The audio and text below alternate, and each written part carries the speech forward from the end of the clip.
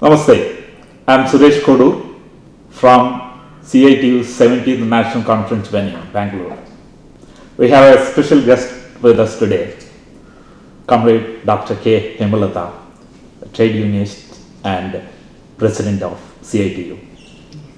Welcome, madam, to Bangalore, the garden city. Also, greetings for the 17th National Conference of CITU. So, let me start with this. One of the observations from the International Labour Organizations, ILO. So, what they have recently observed is that globally, the trade union membership has been going down over time, and with that, the ability of the trade unions to mobilize and service workers. Now, as CITU is convening its 17th National Conference, what is the assessment of CITU and the experience of this front as far as India is concerned? In India, as the ILO observed, the total membership is not increasing as fast as we would like to. Okay. But at the same time, we cannot say it is declining. Mm-hmm. So, on the one hand, because the composition of the trade union membership, that is changing. Okay. So now, with the expansion of the informal or unorganized sector, the membership of the trade unions also is changing. That, for example, in CITU, our membership around 70% is from the unorganized sector or the scheme workers. That is not those who are either recognized as workers or those who get the labor laws, labor law protection, etc., etc., for whom labor laws are not applicable or they are not implemented. So the proportion of the organized sector workers, it is coming down. There are many reasons. One is under neoliberalism, the main objective of neoliberalism is to weaken the trade union movement. Okay, right. So that they are doing in different methods. So one is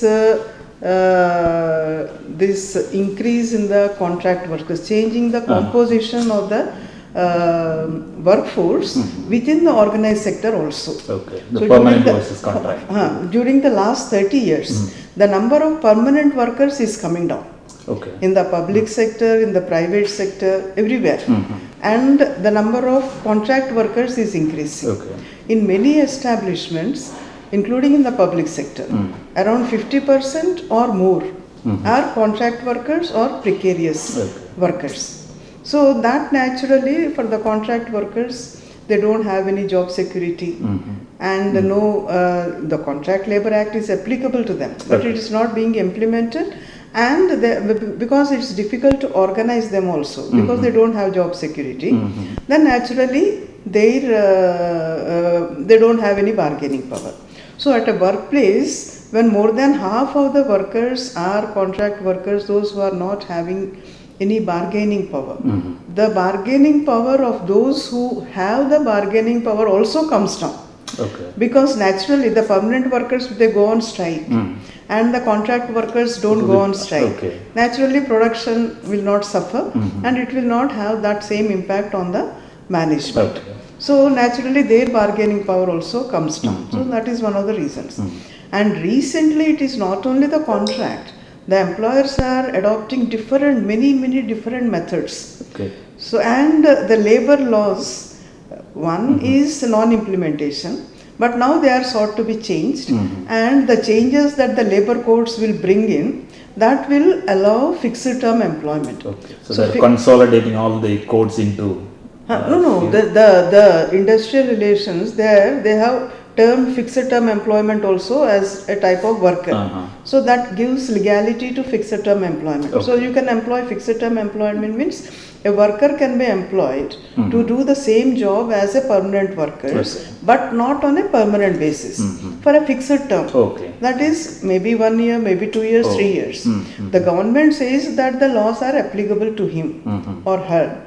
But the point is, when you don't have that, you are dependent upon the employer for your renewal. Okay. So if you are obedient, if you are loyal, if you are not questioning, Okay. demanding any wages or implementation or even the benefits that you are entitled to, then you hope that you will get an extension. After your term, Okay. 3 years expires, you may be getting another 3 years. So you will never raise a He voice. will never raise a voice. They will Got not be encouraged to organize. So that is another thing. Okay. Then number of temporary workers, part-time workers, then apprentices, different names, apprentices, they are being employed. Okay. So all these things is leaded to that the permanent workers form a very small portion. So naturally that is one of the reasons for the reduction in the bargaining power and also membership. But at the same time, the struggles are increasing. Okay. What we find is, see the scheme workers, what we say scheme workers, With Asha they are workers employed in the government departments Okay. by the central government. We are talking only about the schemes which are implemented by the government of India, the ICDS, Integrated Child Development Services Scheme. Okay. The National Health Mission, where the Ashas are working, accredited social health activists. Okay. Then the midday meal program. These are the major schemes. And there are many others like child labor, National Child Labor Project, and then National Rural Employment, Rural Empowerment, like that. Okay. Rural Livelihood Okay. Mission, National Rural Livelihood Mission. So like that there are many other schemes. So in agriculture, etc., our estimate is that around 80 lakhs workers, Okay. and most of them are women, only in the central government schemes. They are working. And they are working, the Anganwadi workers, they are working since 1975. But they are not recognized as workers. Ashas are not recognized, midday meal are not recognized as workers. They are called social workers, activists, this and that. What they are paid is an honorarium. Okay, But even then, they are coming in large number into struggles. Okay. And they form a major part of our membership in many states. For example, in Karnataka, our Anganwadi union membership is a very big union. Similarly, Okay. midday Right, meal. right. Across the country, even in states where the CITU is not strong or any trade union movement is not very strong, like Punjab, Haryana, etc., a large number of scheme workers are joining the unions and also coming out in very militant struggles, Got it. facing repression, victimization, everything. So it is not that the trade union movement as it is has weakened, Okay. though that is the aim of the neoliberalism. But at the same time, workers are fighting. Okay. But at the same time, what we also feel that the militancy of the working class, their struggles, their participation in struggles is not reflected in the membership. That is a weakness. Good. To add to that, if you look at the current government, in fact, like continuously pursuing the neoliberal, both economic and social agenda, right? It is predominantly anti-workers. No question about that. Now, what is the strategy for CITU basically to address those and to make sure that the workers' rights, it's the fight again, for the rights of the workers carry on, and it's more like vigorously advanced. What precisely CITU strategy and also some of the priority focus areas? CS2 strategy is uniting the workers and taking up their demands. That is the major thing. Okay. So neoliberalism, from the beginning we have been fighting against the neoliberalism. Correct. And what are the different aspects of the neoliberalism? One is attacks on the social, trade union rights, Correct. right to organize, right to collective bargaining, right to collective actions. That is the major thing. At the same time, the labor codes, if you see the wages on the social security, pension, existing benefits like Provident Fund, ESI, etc. All these things are the workplace rights, 8 hours work, all these issues are there. Yeah. So on these, what we want to do is build up united struggles. So we have been taking initiative for uniting the trade union movement from the beginning. The slogan given by the CITU at its founding conference 1970 was unity and struggle. So unity for struggle and struggle also for unity. Okay. So that is our understanding. So we have tried to take initiative, and now at present there is a situation that 10 trade unions and 10 central trade unions are in a joint trade union platform. Okay. Since 2009, since the last around 13 years, this platform is continuing. So earlier BMS was also there, but now BMS, after BJP came to power, it has gone out. But we have been able to unite the trade union movement on a certain charter of demands. Okay. So the demands are the same. Even the BMS has gone out, is not saying the demands are different, because it was party to that formulation of the charter of demands. Now it is also opposing privatization. Okay. It is also opposing certain labor law attacks on the labor laws, this industrial IR code, etc. On social security or minimum wages, wage code, it has some agreement with the government, but mostly it is opposing these policies. So on this we have been able to develop a unified understanding within the trade union movement, and leaving BMS aside, the other trade unions are consistently fighting on this charter of demand. So our strategy is one on, and basically these charter of demands are all related to the struggle against the neoliberal policies. For example, we are opposing contractualization. We are opposing privatization. We are opposing the labor law codes. Our demand is scrap labor codes. We want amendments, but amendments in favor of workers, not the present. We want pension, guaranteed minimum pension to all, and price rise, unemployment. These are the issues, not only directly related to the workers, but also to the society. So on these issues we are demanding and continuously struggling. That is one aspect. Second is from our own independent platform. So taking up these issues, and our idea is to, we have given a slogan of reach the unreached and link up issues with policies and expose the politics behind that determine the policies. So that is the major.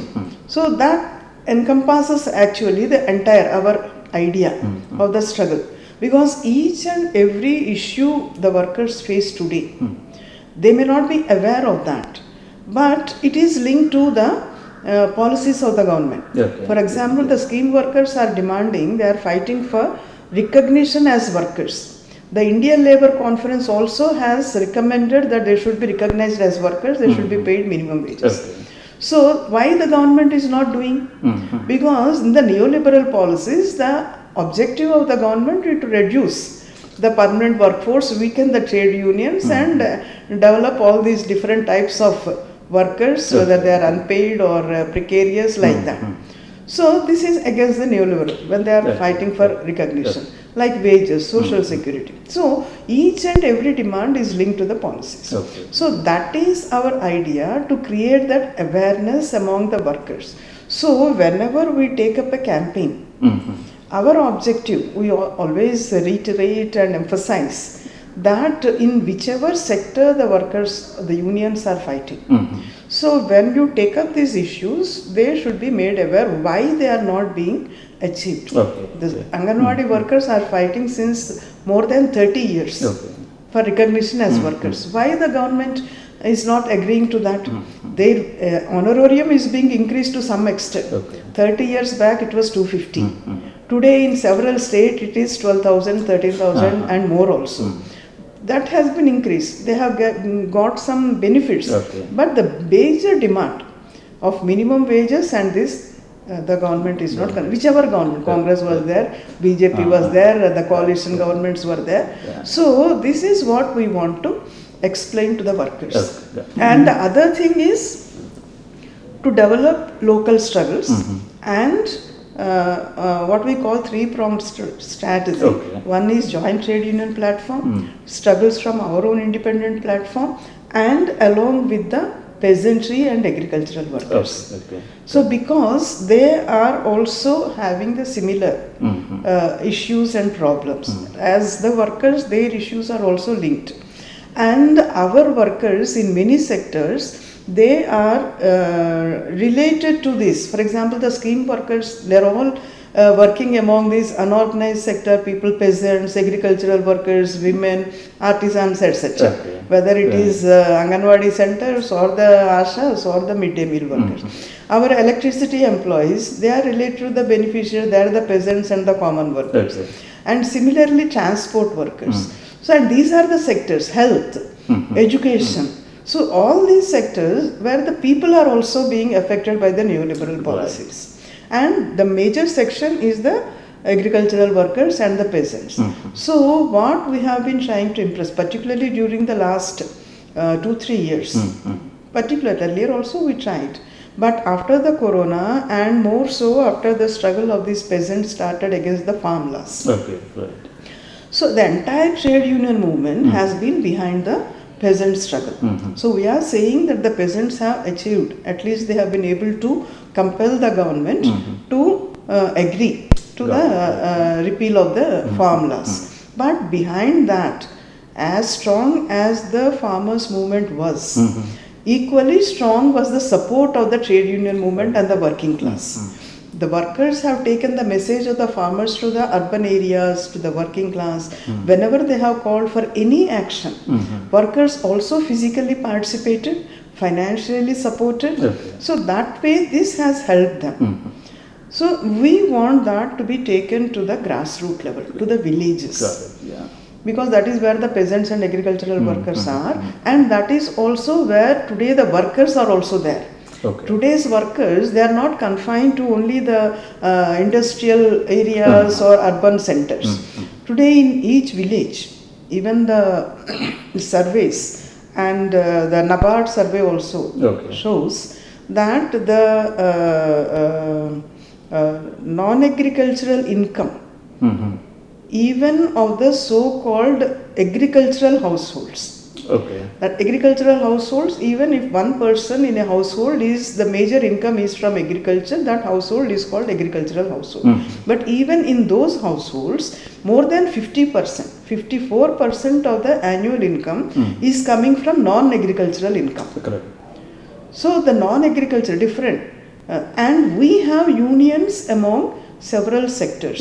For example, our Anganwadi workers are working in the villages. Ashas, midday meal workers, construction workers, panchayat workers, then these village chowkidars, brick kiln workers. So at least these types of workers are there already. Workers are there, and we are also having movement. It is not uniform across the country. In some states it is strong, in many states it is not so strong. But still, we are trying to utilize this and develop a coordinated movement of these sections, workers, peasants and agricultural workers, so that a strong movement against neoliberalism can be developed.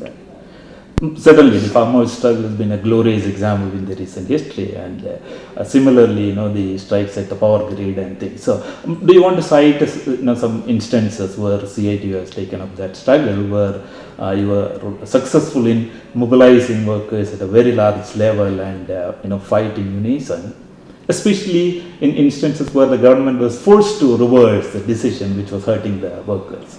See, in the public sector, Vizag Steel, the government wanted to privatize. So it was the CITU which took the initiative. Now I think it is around 700 days the struggle is going on. The government has not said that we will not do that privatization, we are taking back, but till now they have not been able to do that. And because of the initiative and different types of activities that the union has taken, and the CITU, CITU affiliated union, the CITU has also, the state committee has taken the initiative to mobilize people support. So today in Andhra Pradesh, all the political parties except BJP, the ruling parties also, which are not in principle opposed to privatization or neoliberal policies. For example, Telugu Desam, they are not opposed to neoliberalism. YSRCP, which is the ruling party today.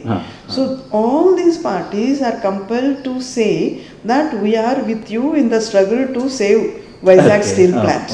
So we are not for privatization, though from the back door they are supporting the YSRCP, etc. But still publicly Outside they are saying They're that we kind are of forced opposed to that. They are compelled to do that. And public support is enormous. There were strikes, there was bunds and different types of campaigns. It is still continuing, and they are determined to say that we will not allow anybody to come inside the factory who wants to bid for the plant.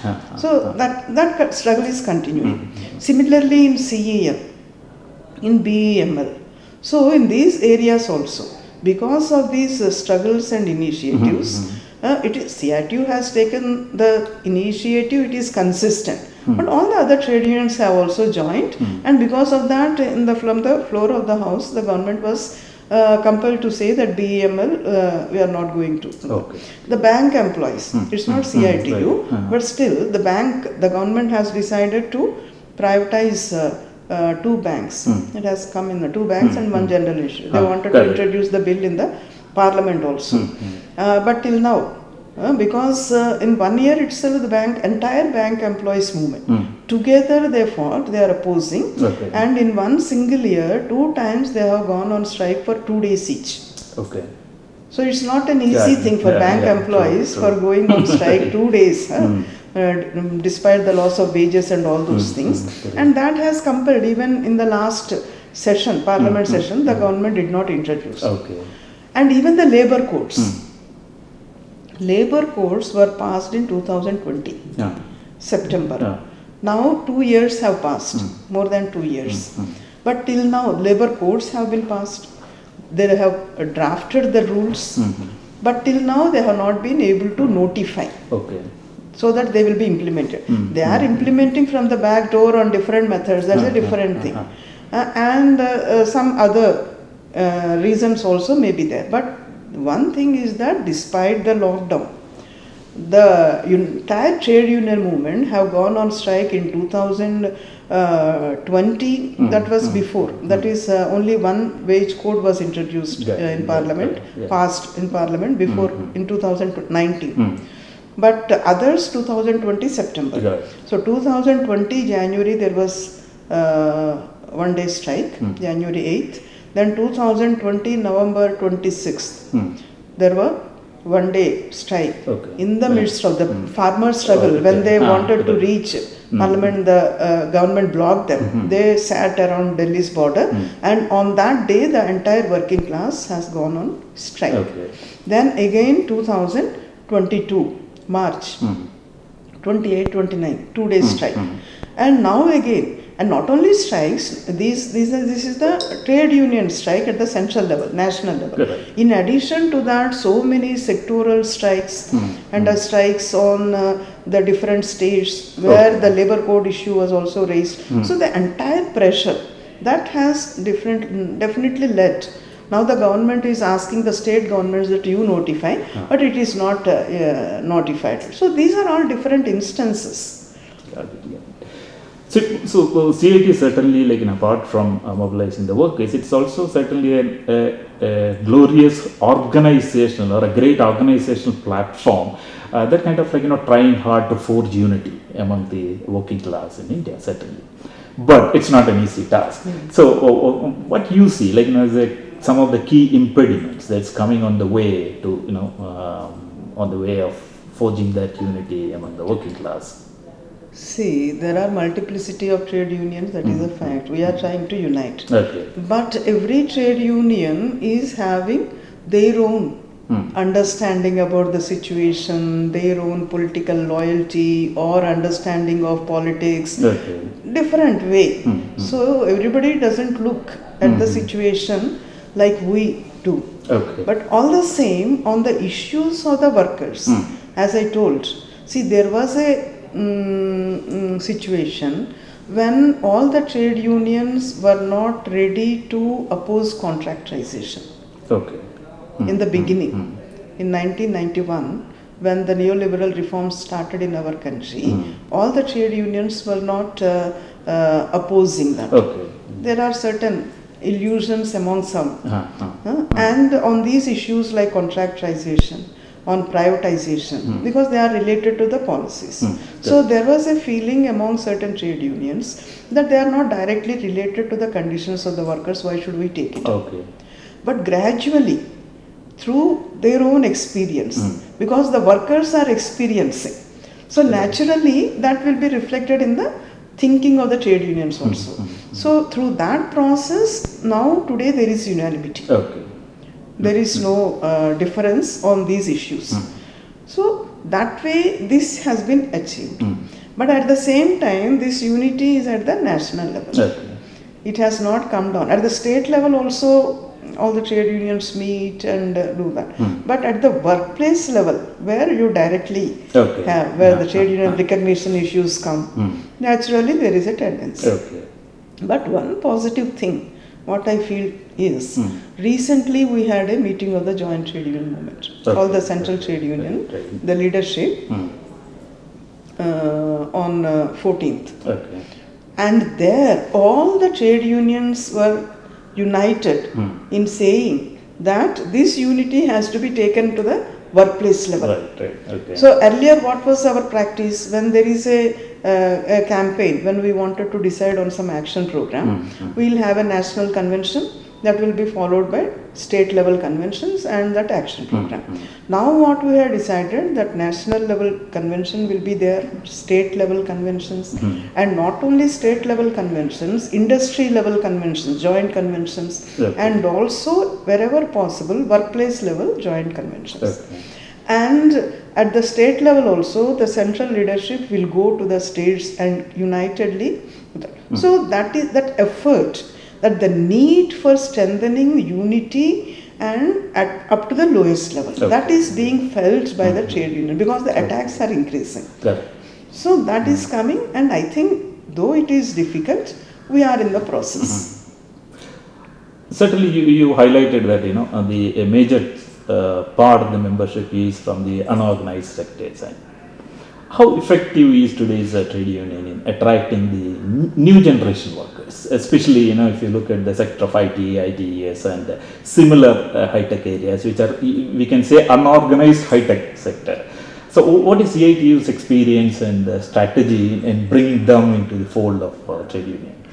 CITU was actually the first trade union which said that IT employees are also employees. And they are very difficult to instill on them. So when everybody was thinking, and they themselves were thinking that they are professionals, they are very free and their working conditions are totally different. At that time we said that working conditions may be different, but exploitation is there. The employer-employee relationship is there. So they are paid only what the profit gets, the employer gets, out of that only a small fraction is being paid to them. So they need to organize.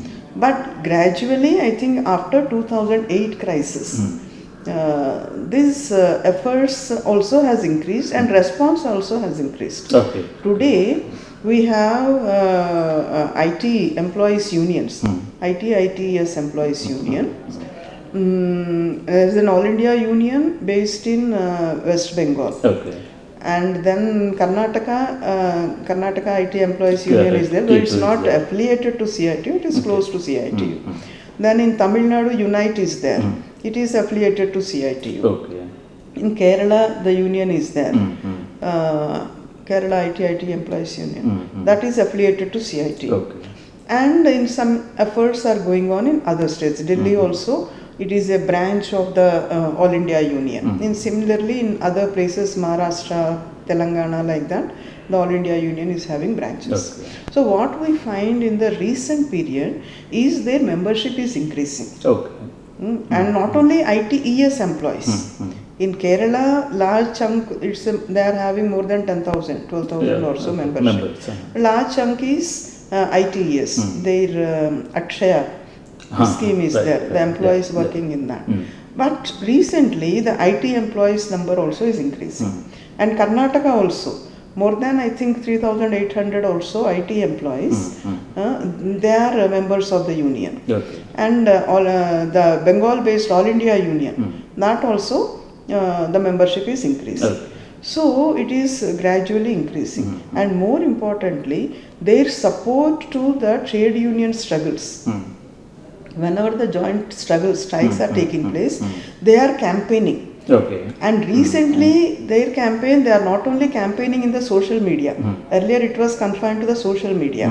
But now they are physically coming out. Okay. Wall writing, posters, and processions, like that. Different forms in different states. Okay. So, they are more and more identifying with the trade union.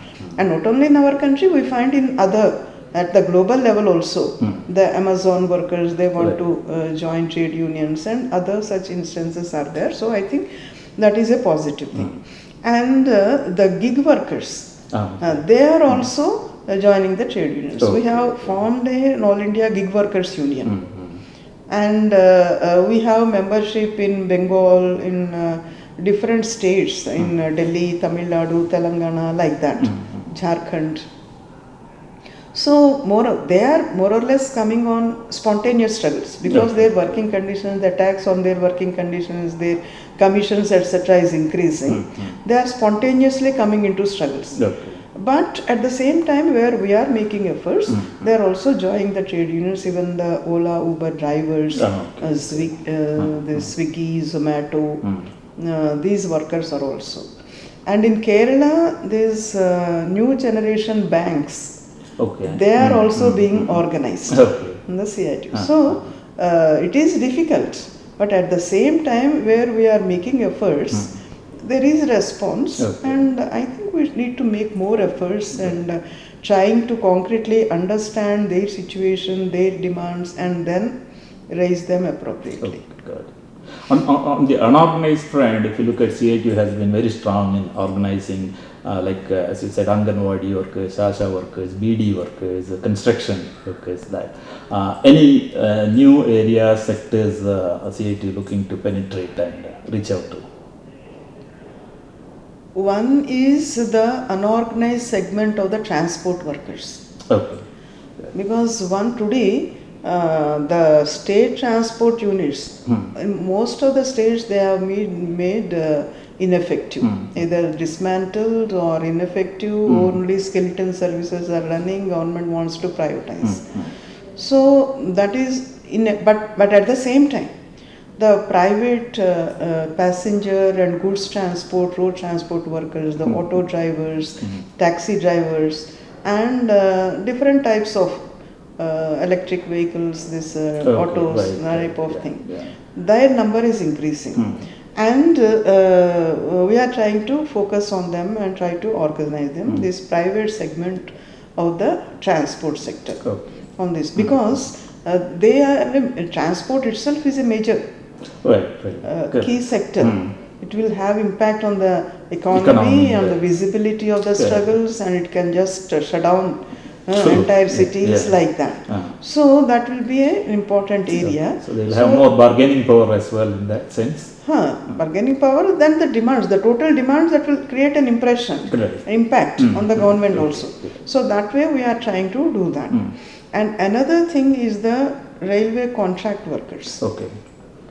In railways, the number of permanent workers has come down, and the number of contract workers has increased. Today, almost 5 lakhs contract workers are there, and they are working in many important areas, including signals, then the track laying, track repair, different types of, and loading, unloading, maintenance of stations, bedroll workers, catering, etc., etc. So that is one segment where we are trying to concentrate, and we started in different states organizing the bush shed workers and also maintenance workers, then the bedroll workers, like that. There also we are finding, and one area is the contract workers in the railways is in the health. The paramedical staff working in the government, railway hospitals. Many have been appointed when they were not recruiting the permanent workers. But they are stopped recruiting. And these contract workers are continuing. And at the time of COVID also, thousands of workers were recruited for COVID services. Now after that, now they are trying to retrench them, remove them from service. So on these issues they have been mobilizing, and we have also registered a union for the railway paramedical staff, and they also had some campaigns, etc., etc. So these are one of the areas where. Another one is the private medical and educational institutions. Today, the private hospitals, private corporate hospitals have multiplied, and the government hospitals are being weakened, and private hospitals, and there they are exploiting like anything. The patients Both are made to pay, and the workers are also exploited. So these are the areas, and shopping malls, etc., etc. Thank you. So finally, as you convene, for 70th Congress, what would be the future roadmap for CITU, as you see? As I told, our future roadmap is our call from this slogan that we are taking is strengthen unity, united struggles to change the policies. So we want to strengthen. In the last conference, we have taken high-end united struggles to the level of defiance and resistance. So to certain extent, we cannot claim that we have achieved that. The corona was there and so many problems were there. Despite that, in many places, workers have struggles. As I told, the scheme workers, 900 were removed from service in Haryana, more than 1000. 900 were removed in Delhi. But they have managed to do that. Even in Gujarat, they have struggled from the platform of the union and also went to court. Ultimately, the Supreme Court has granted gratuity. So that is not a mean achievement. So such struggles are going on this. So that we want to strengthen. Defiance in the sense that defying the victimization and the oppression by the government. You will be surprised, in several states, Andhra, Telangana, when the Anganwadi workers give a call to march to the state capital, they are house arrested. Police surround their houses. Then family members are also not allowed to come out. If they are not available in the house, their family members are taken to the police station. So that type of thing. But despite that, they are coming out in struggles. And they have been able to force the government to give some concessions. So this type of resistance and defiance are there to certain extent, but it's not enough. That has to be taken, and that can be taken only by strengthening the united struggles, strengthening the unity at the grassroots level. And as I told, the slogan of creating awareness among the workers about the issues, the link between the issues, policies and politics. So that will be reiterated from this conference, and the three-pronged strategy of strengthening independent struggles of CITU, strengthening joint struggles. The Joint Trade Union Platform will be organizing a convention on 30th January in Delhi. From there, a series of programs will be taken. So we'll take the initiative to ensure effective implementation of those programs. And also now the Sanyukta Kisan Morcha, which led the farmers' struggle, they have also, because the government did not implement the other assurances, like the minimum support price and the other electricity privatization, they have gone back on all that. So now they are again starting. So we'll be coordinating with them. And along with that, with the All India Kisan Sabha Agricultural Workers Union, we have taken up a program of a massive mobilization on 5th April during budget session of Parliament. So that will be an immediate program, will be ensuring the success, mobilizing lakhs.